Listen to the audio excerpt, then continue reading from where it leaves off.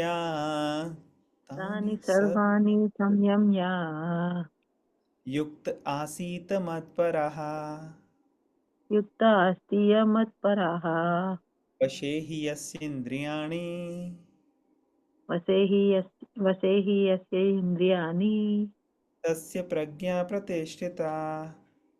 तस्य प्रज्ञा प्रतिष्ठिता. Any volunteers who would like to read the translation and purport? I can read, Prabhuji. Please.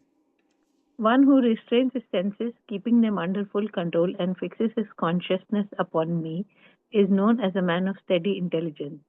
That the highest conception of yoga perfection is purport.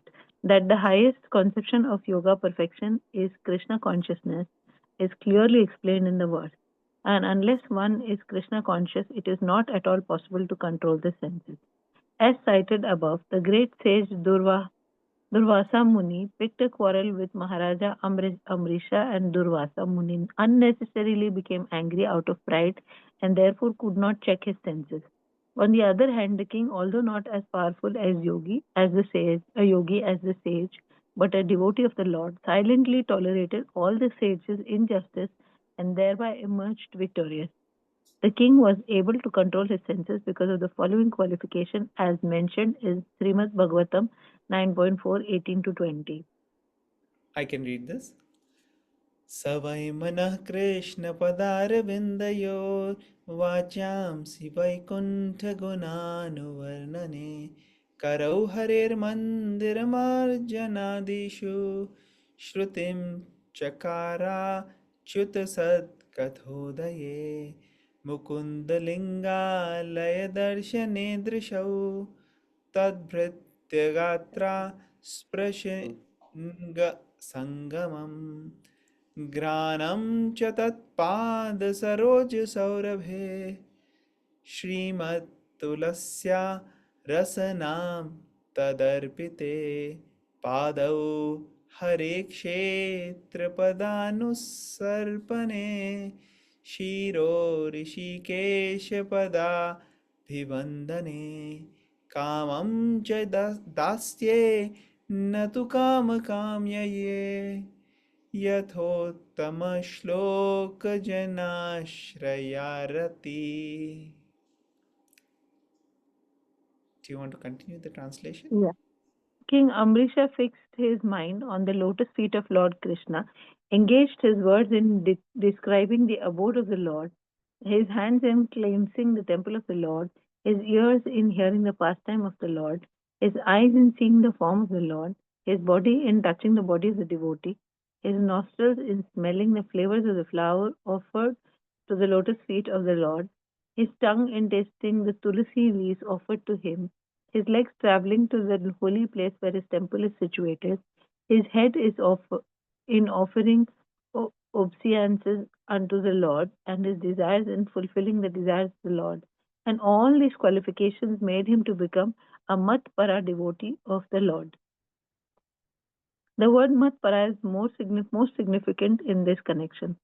How one can become Matpara is described in the life of Maharaja Amrisha, Srila Baladev with Vidyabhushana, a great scholar and acharya, in the line of the Matpara remarks, Mad Bhakti Prabhavdevana, Sarvendra Vijayai Parvika, Swatma Drishti Sulabheti Bhavaha.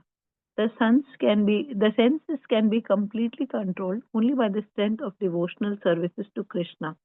Also, the example of fire is sometimes given as a blazing fire burns everything within a room. Lord Vishnu, situated in the heart of the yogi, burns up all kinds of impurities. The Yoga Astra also prescribes meditation on Vishnu and not meditation on the void. The so called yogis who meditate on something other than Vishnu form simply waste their time in a vain search after some phantasmagoria. We Asmagoria. have to be we have to be Krishna conscious devotee to the personality of Godhead. This is the aim of the real yoga. Hare Krishna. Hare Krishna. Okay. All right. So here the point is one who restrains his senses, keeping under full control, fixes his consciousness upon the Lord, is known as a man of steady intelligence. So Arjun had asked a question, what are the symptoms of sthit pragya? Sthit pragyasya ka bhasha? And Krishna is including this point repeatedly, that how a man of steady intelligence, uh, sthita pragya, sthita dhir muni, all of these are same. The person has his mind intelligence under control. In purport, Prabhupada is continuing the previous uh, example which he had given in the previous purport about Ambrish Maharaj and Durvasa Muni. He's saying here that how Dhurvasa Muni, even though he was sannyasi, he became angry, and Ambrish Maharaj, even though he was a king, he had his senses completely under control. So he was a king, but also he was a powerful sage, a saint, a devotee of the Lord. So this is a common quality we see among devotees. And then Prabhupada is quoting from the Srimad Bhagavatam that how his mind is controlled because it is engaged at the service at the lotus feet of the Lord. So, one who is submitted, who has taken shelter, who is actually surrendered to the will of the Lord, is focused on pleasing the Lord. That is the ultimate goal of that person. And because that is the goal, the person is completely satisfied in engaging in the service. So, this is advanced consciousness.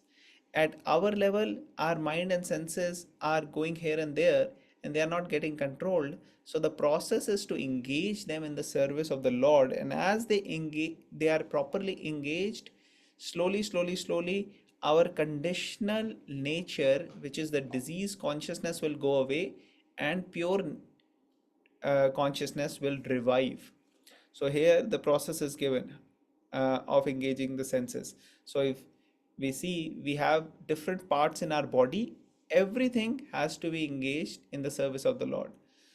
So hands can be used for serving the Lord, even serving the temple of the Lord. Ears, hearing the glories of the Lord, pastimes of the Lord, the leelas. Our body should be engaged in the service of others in touching. Here it says the body of others so that we can serve them. His another devotee specifically. Nostrils or nose smelling the flowers offered to the Lord, tongue tasting the prasadam and tulsi offered to the Lord, legs used for traveling to the holy places where we can hear about the glories of the Lord and share the glories of the Lord. So holy places like temple and many of the holy cities, and our head is meant to pay obeisances in front of the Lord. So these are the qualifications which make a person fit to become the Matpara devotee. So what is Matpara? Matpara is described when one is actually dedicated. Here it is said, described in the life of Maharaj Ambarish. And then Prabhupada is saying Baladeva Vidya Bhushan. So he's one of the acharyas. So these teachings of the Vedic science or the Bhagavad Gita, they are not like they are just written one time and any time in the future anybody reads can get to know this. No, because the language also evolves every few months, years, decades. Um, Centuries, we see new terminology coming. And sometimes the old terminology may have different connotation, denotation. So one has to understand the science. And it cannot necessarily just come by reading, because reading or hearing also needs to come with elaboration and exemplification. If we see the example of people who are dedicated and who are pure, who are actually imbibed this consciousness and these teachings, then we understand their symptoms and we can also practice and follow and implement that. So here Baldev Vidyabhushan, who's one of the acharyas, he explains Mad Bhakti Prabhaven Sarvendriya Vijay Purvika Svatma Drishti Sulabheti Bhava, which means that the senses can be completely controlled only by the strength of devotional service to the Lord. So here example of fire is given, that fire, if we light fire and we put things in fire, they burn and everything gets sterilized or burnt up when we um, utilize fire appropriately. Similarly, devotional service is so pure that all the negative qualities which may be there within our heart or maybe there in the contamination, they all go away when we are in constant connection with the Supreme Lord. So this is what is mentioned here. So yogis who meditate on something other than Vishnu form simply waste their time in a vain search after some phantasmagoria. So here different people may have different ways of meditating, but the highest way of meditating is on the Supreme Lord. If we are meditating on anything else, then that's wrong. In fact, that is one thing which um, comes, let's say, if you see in Bible, many times we see the Christians talk about 10 commandments, and one of the commandment is no idol worship. Or even in Muslims, you see, they say no idol worship. And even in Arya Samaj, in Hindus, they say no idol worship. So here, that is, one has to understand what is idol. Idol means this, that any other form which is not authorized by scriptures is idol. So therefore we also say no idol worship. What we do is deity worship. It has to be done with pancharatra vidhi, and it has to be done in a manner which is appropriate. Then actual connection is developed between the transcendental spiritual realm and the ordinary jiva. So therefore, Prabhupada here says one should not, it's a simply waste of time in a vain search for some phantasmagoria. Sometimes people may meditate on some light or some form, or somebody says some stone or some lakdi. All these different kind of meditation techniques, they are actually not very helpful. The only goal is to meditate on the transcendental form. The Lord's form are not material. So one can do that when one is Krishna consciousness, one is Krishna conscious, devoted to the personality of God. This is the aim of real yoga. So this is what we can learn from this particular shlok. Prabhuji, I have a question. Yes, Mataji. So if you are saying that even our scripture says that no idol worship, so then what is exactly the difference between the idol and the deity? There is a lot of difference actually. The idol worship means it is not based on any scripture. It is actually many times you see people, they make a form or something and they start earning money. They think, okay, people will come give some money or something, and that Hmm. way they can engage in their livelihood. This is actually all bogus nonsense. That is rejected. Deity worship, on the other hand, is actually meant to engage the senses in the service of the Lord. So, for example, some particular traditions, like I was mentioning, Arya Samaj, or Muslims, or Christians, some traditions, they think that because the form of the Lord, sorry, because the form is always associated with matter or material, or for kind of form which we assign to a particular person, that has to be material. And for God, there cannot be any form because he is unlimited. He will get limited if we assign a form. So many times you feel you see people say he's formless, but that idea is refuted in several sections. In fact, not just in the Vedic scriptures, it is actually even in Christians and even in Muslim sections, there are uh, talk about how the Supreme Lord doesn't lack anything, and in fact, there is a form for the Lord also. And not just one, he has unlimited forms. And he is both with form and without form, depending upon what aspect we are able to connect with.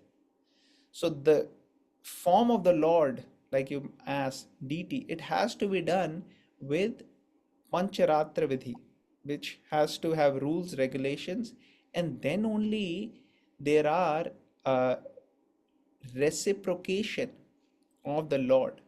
Because Lord is everywhere, so that means Lord can be in the DT also. It's not that Lord is everywhere but not in this. No. Lord's presence is there everywhere, and just like, for example, Wi-Fi is everywhere. Now, if you Hmm. have a gadget by which you can utilize that, let's say your cell phone or your computer, then you can utilize the Wi-Fi and the internet signals. But otherwise, you won't be able to do it.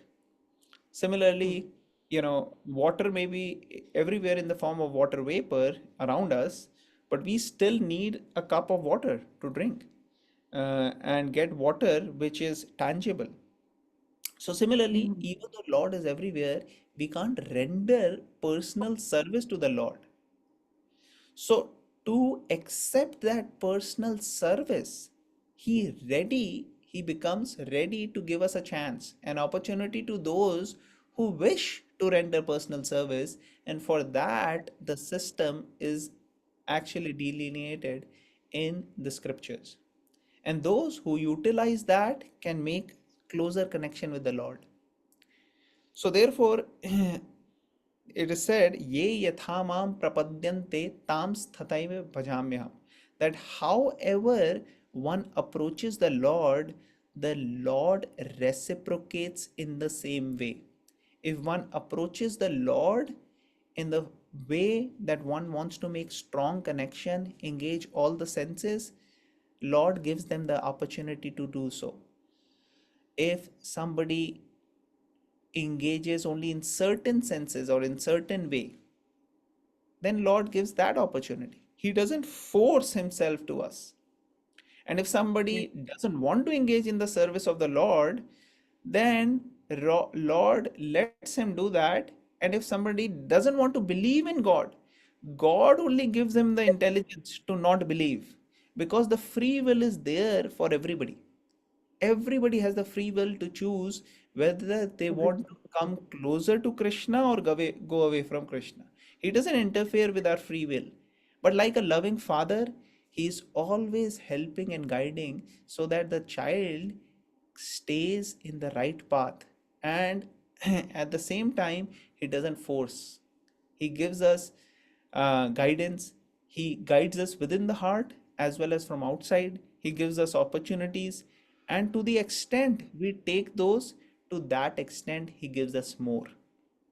So, DT worship is one of the profound ways of understanding how Lord can reciprocate with our loving service, uh, even in the physical manner and not just, in a non-physical manner.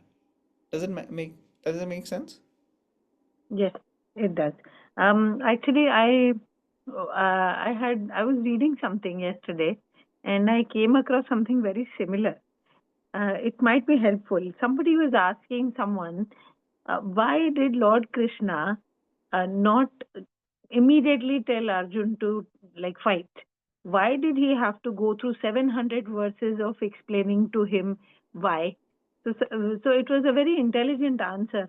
Like we use this statement here, oh, we are giving you an informed choice, like we are allowing you to make an informed choice. So the exactly same words were used, saying that uh, Krishna allowed Arjun to make an informed choice and not force his decision upon him to be on war with his own family. He needed to understand why he was doing it and make his own choice appropriately. Hence the Bhagavad Gita. Correct, absolutely. In fact, Krishna says later on, Yathechasi tatha kuru. What now I have told you the whole knowledge. Now, whatever you feel appropriate, you do that. So, that choice he never takes away from us. In fact, whatever is coming in our life is because of our choice. And that is why we have to understand that karma, the philosophy of karma, is very important. If a newborn is there, you know, who is born hasn't really had any chance to do anything, yes, but there was something before this birth, and because of those karmas this particular body is being given, and in this body there are a lot of options which are given by which one can either choose to go towards Krishna or God, or one can choose to go away from God. So that choice is always there, just like the choice was there for Arjun whether to fight or not to fight, and it was very very advanced, morally appropriate thing at that time also to not fight, but it was very inappropriate to do that because that was going against his dharma. So therefore Krishna gave everything and then let Arjuna to decide. Okay, anybody else wants to make any points? All right. So now we're going to go to the next shloka. These next couple of shlokas are actually very practically relevant. If we understand these, we can see how our mind works and how our mind functions. So please repeat. Dhyayato vishayan pumsaha. Dhyayato ध्यायतो विषयान् पुंसा sangasteshu bhajayate. सङ्गतेषु भजायते Sangat sanjayate kamaha. सङ्गात् सञ्जायते कामः कामात् क्रोधोऽभिजायते. कामात् क्रोधो अभिजायते So any volunteer who would like to read the translation? I can read. Please go ahead. While contemplating the objects of the senses, a person develops attachment for them, and from such attachment, lust develops, and from lust, anger arises. Purport. One who is not Krishna conscious is subjected to material desires while contemplating the objects of the senses. The senses require real engagements, and if they are not engaged in the transcendental loving service of the Lord, they will certainly seek engagement in the service of materialism. In the material world, everyone, including Lord Shiva and Lord Brahma, to say nothing of other demigods in the heavenly planets, is subjected to the influence of sense objects, and the only method to get out of this puzzle of material existence is to become Krishna conscious. Lord Shiva was deep in meditation, but when Parvati agitated him for sense pleasure, he agreed to the proposal, and as a result, Kartikeya was born. When Haridasa Thakura was a young devotee of the Lord, he was similarly allured by the incarnation of Maya Devi. But Haridasa easily passed the test because of his unallowed devotion to Lord Krishna. As illustrated in the above mentioned verse of Sri Yamin Yamunacharya, a sincere devotee of the Lord, shuns all material senses enjoyment due to his higher taste for spiritual enjoyment in the association of the Lord. This is the secret of success. One who is not, therefore, in Krishna consciousness, however powerful he may be in controlling the senses by artificial repression, is sure ultimately to fall. For the slightest thought of sense pleasure will agitate him to gratify his desires. Hare Okay, Krishna. thank you. Thank you so much, Hare Krishna. Mhm. So here it is said, Dhyato Vishayan Pumsaha. Dhyato means thinking, meditating, contemplating. So one is contemplating on objects of senses. So something which I anticipate is going to give me pleasure. So I'm thinking about those objects. And what happens with that? We start enjoying that mentally. So, any of you have seen that, let's say you're looking forward to doing something, whether it could be, as simple as maybe enjoying a nice feast, or it could be something more like, getting to a vacation, or you are meditating on getting good score, good grade, and getting into a university or a, professional college, and you're meditating on these things. Now, when you actually meditate on this, many times you will notice that meditation and thought may start giving you pleasure, and the anticipation of it coming may give you even more pleasure than after having relished that. Let's say you've already had a meal which was you were looking for, or you've already had the vacation, or you are in the vacation, or if you have already entered in a college and you are in the college. Now those pleasures which you were having while you were contemplating, you may realize that was even more actually when I had not received it. Has anybody noticed this? That yes, this anticipation of getting it creates more pleasure, anticipated pleasure, than the actual thing. So many times this happens. Now, as one is thinking about these, one starts thinking that, oh, I'm going to enjoy that. It could be any kind of sense pleasure. And if with that sense pleasure we are thinking, contemplating, and we are attached, now any item we want to enjoy separate from Krishna, that is called as lust. Lust is when we are wanting to enjoy something separate from Krishna or separate from God. So our enjoyment, when it is with in spiritual circle, it will be with the Lord. Chanting, dancing, feasting, enjoying everything in spiritual life will be with the Lord. So that is really what will give us most happiness and pleasure.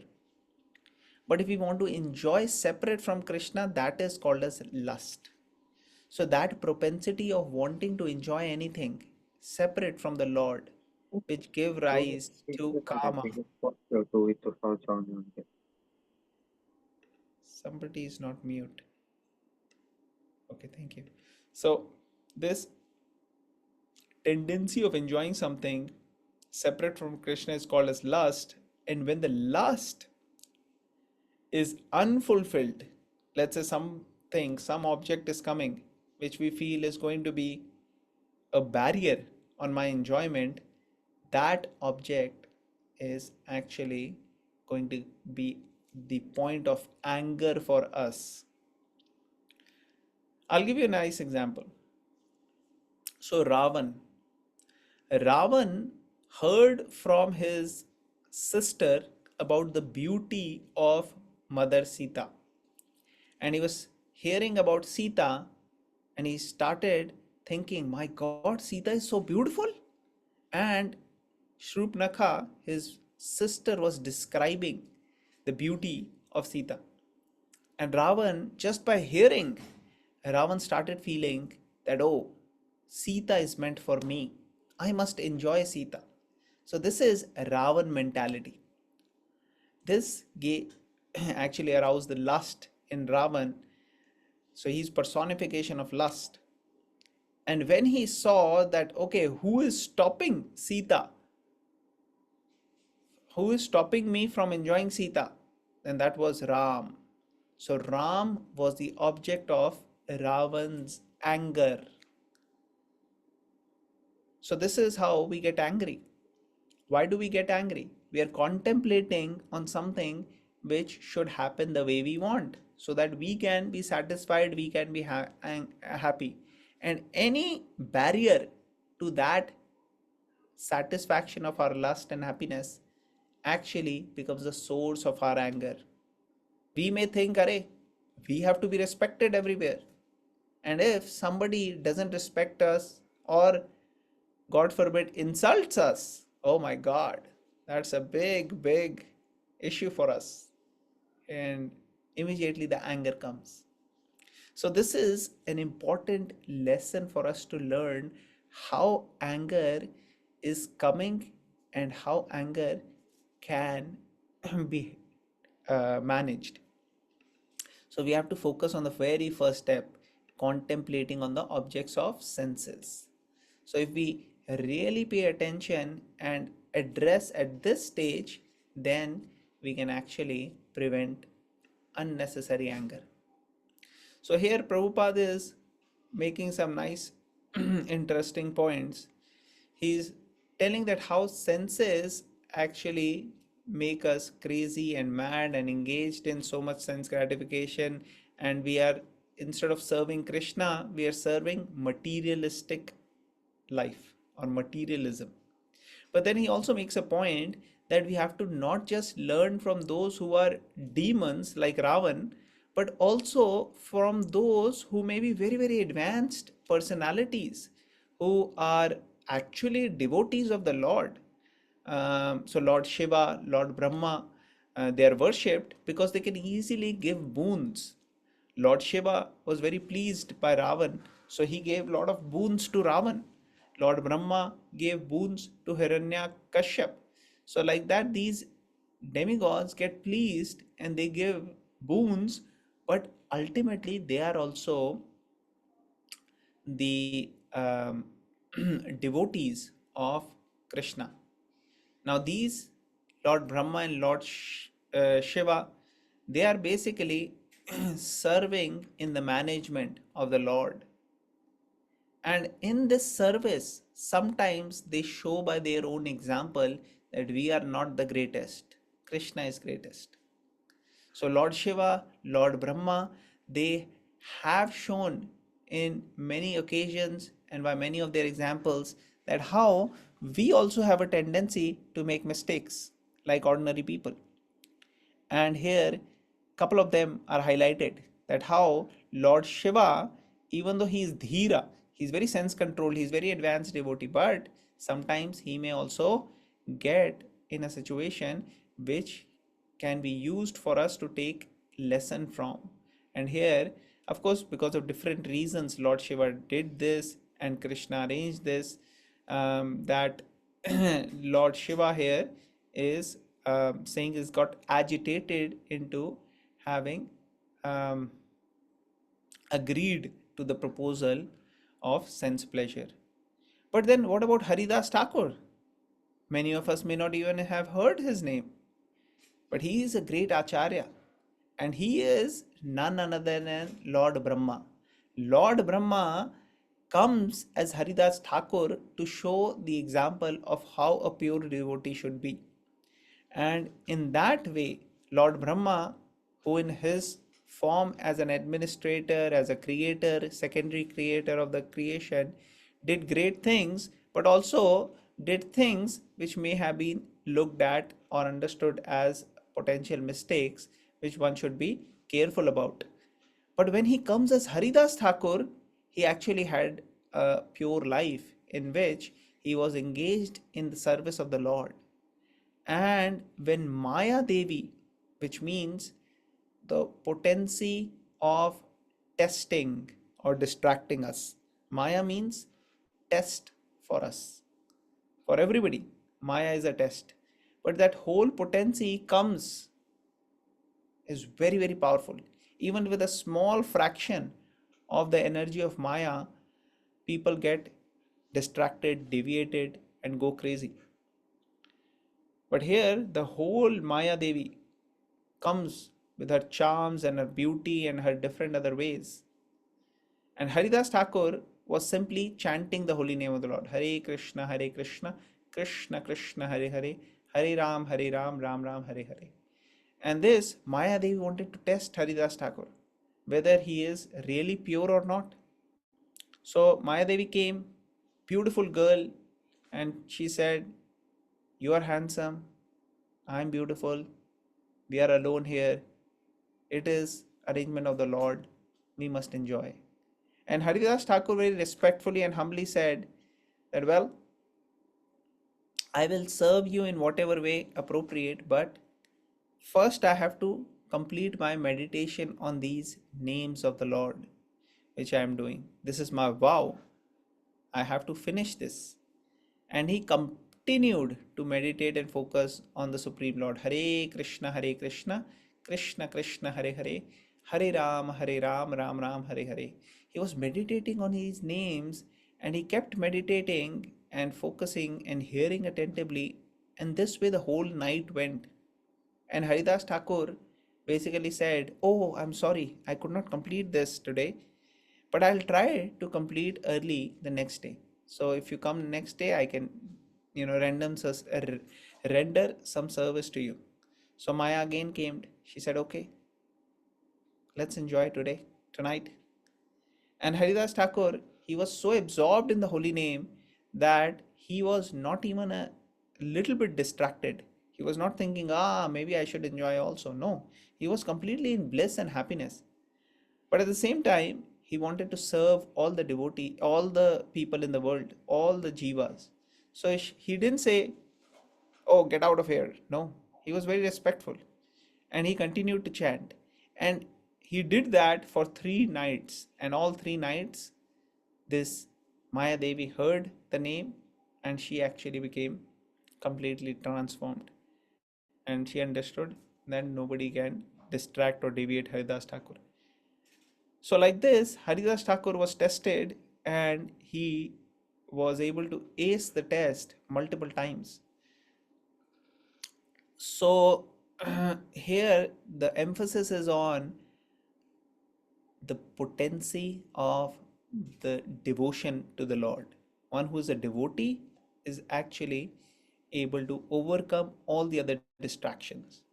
Again, the example of Yamunacharya is coming, who about whom we had discussed last week, how he was great king, he left everything, became a great acharya, and after that he said, "If I think of sense gratification with a woman, I actually feel disgusted even on that thought." So, because they are so absorbed in the service of the Lord, now they are not focused on having material enjoyment. That tendency has actually vanished, evaporated. So, this is what one needs to control the senses, to control the mind. If one is not absorbed in devotional service, then controlling the senses and controlling the mind will be extremely difficult, and there is a high chance of one failing. Okay, so these are few points from this particular shloka. Anybody would like to ask any questions? I have few thoughts about it, if it is Please go okay. ahead. Yes. Uh, so, and there were many thoughts scattered all over, so I'm trying to get them together. Um, So the first one is yes, we are devoted in Lord's service and Lord's name and everything. But I was thinking, like, despite being devoted in the Lord, is it a wrong thing to consider something in terms of, like, um, not that your desire, it is something that you desire, but rather um, you have worked for it, so why shouldn't it come to you? So it's like, um, I'm giving my hard work for, to get some goals, some objective. So is it a wrong thing to anticipate that that objective should come to you, or you should gain access to that objective when you have put in the work, the hard work? And can that be called a desire, a lust? Not, I'm not talking about Yeah, yeah. No, I anything. understood.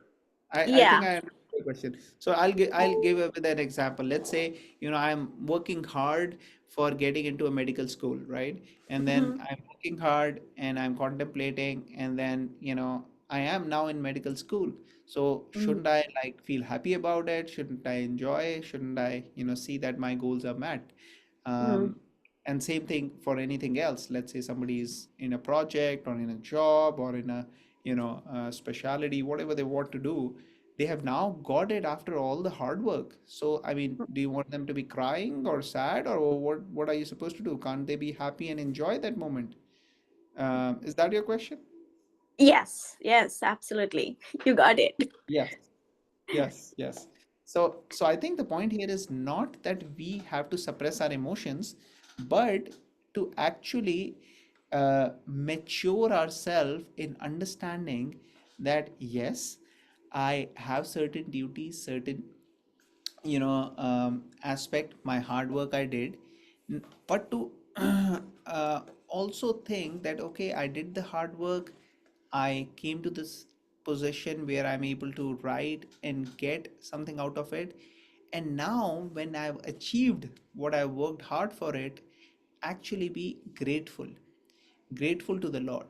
And during the journey, when I'm having all of this, not focus on the contemplation of actually having enjoyment, but understanding of doing it with a sense of duty and being prepared to have things go either way and let go if that is appropriate or better for me.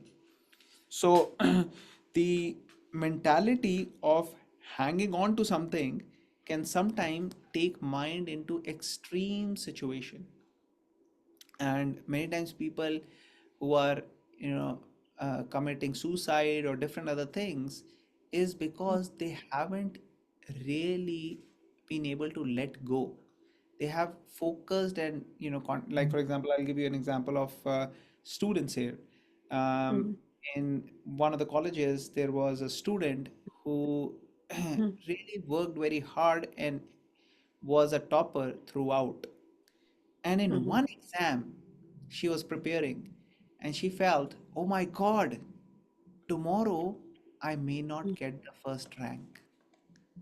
And just that thought, because she was working hard, but she didn't really had the confidence that she'll get the full score or whatever, and she may mhm, not get the top marks, she actually mhm, committed a suicide.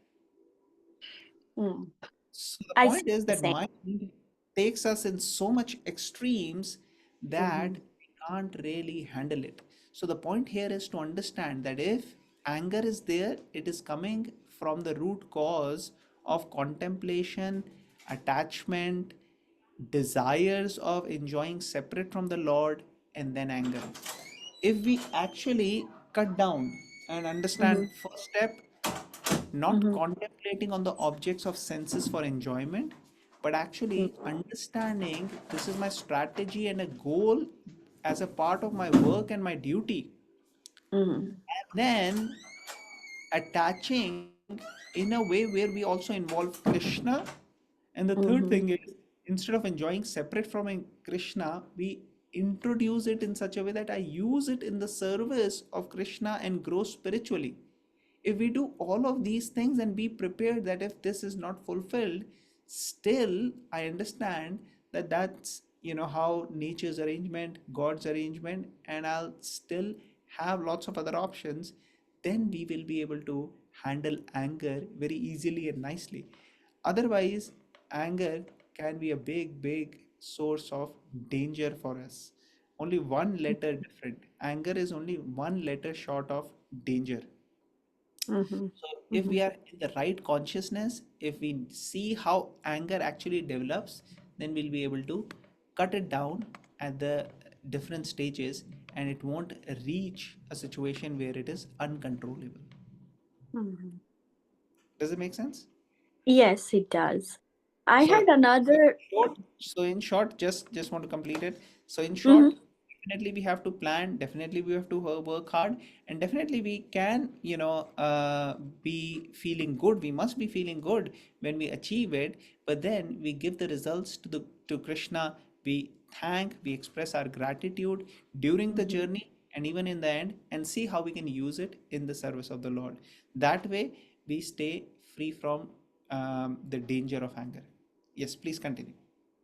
So, in other words, be humble about it, what you have achieved, and don't be arrogant and that, like the example that was quoted here, like the example that you gave about Ravan, that um, somebody's wife is made for me.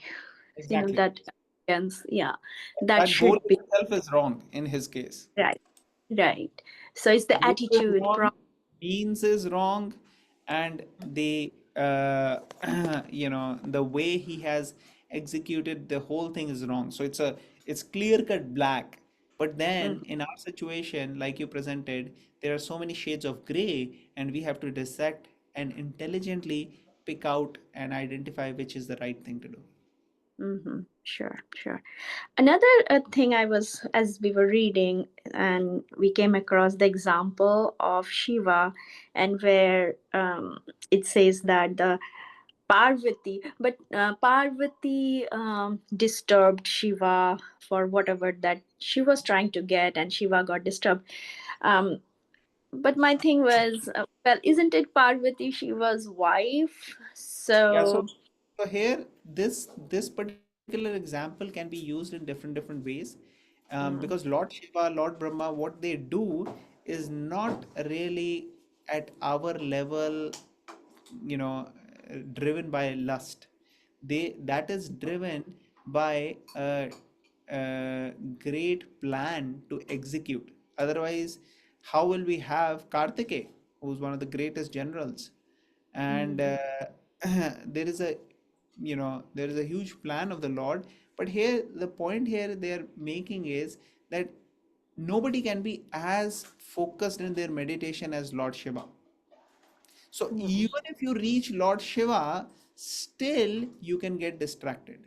So the point here they are saying is not between Lord Shiva and Haridas Thakur, but actually the means which mm, is taken of meditation versus actually devotional service. So the idea is devotional service is higher, because many times Lord Shiva's example as a devotee, when it is given, those examples are given that how when he is actually acting as a devotee, nobody is better than him.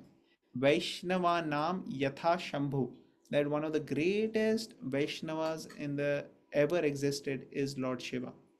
So the point here is to understand that it is glorification of devotional service rather than a personal attack on a personal person, on a particular person. Does it make sense? yes, it does. And thank you for sharing that information. That was unknown to me, that Lord Shiva was a disciple of Vaishnava. Yeah, yeah. He's actually considered one of the greatest acharyas because there are four uh, disciplic sampradayas which are there. One of them is by Lord Brahma, second is Lord Shiva, then Mother Lakshmi, and one is by the four sons of Brahmaji, who are called as four Kumaras. So these are the four authorized sampradayas which were started and are described, that these four sampradayas have the knowledge, perfect knowledge. So ISKCON is just one small fraction of the big traditional lineage which is going on, and ISKCON comes in the sampradaya of Lord Brahma. But in Lord Shiva Sampradaya, we have many acharyas come. One of them is, it's called as Rudra Sampradaya. One of them is Vishnu Swami, who's one of the very famous acharyas. And they consider Lord Shiva as one of their acharyas to who enlighten and bring them to Lord Vishnu. So similarly, Ramanujacharya, their acharya, founder acharya is Mother Lakshmi ji. And for us in ISKCON, it is actually our founder is Brahmaji, but there are so many branches of these different, from after these four people started, they are branches. Like after Brahmaji, he had many disciples. One of them was Narad Muni. Narad Muni had many disciples. One of them was Vyasdev. So this is our line where Brahmaji, Narad Muni, Vyasdev, Madhvacharya, the Lord Chaitanya Mahaprabhu, they all come in our disciplic succession of ISKCON. Thank you. Thank you. Thank you so much. All right. Anybody else has any questions, comments, any points? So the next shloka is the continuation here of how this anger, what anger leads to, and how it leads to our destruction. That we will be doing next week, and we'll do continuation. We'll touch upon this shloka which we just did today, and we'll see the whole flow chart. So we'll see everybody next week. Thank you so much. We'll end here. Granth Raj Thank you, Bhagavad Gita. Prabhuji. Hare Krishna.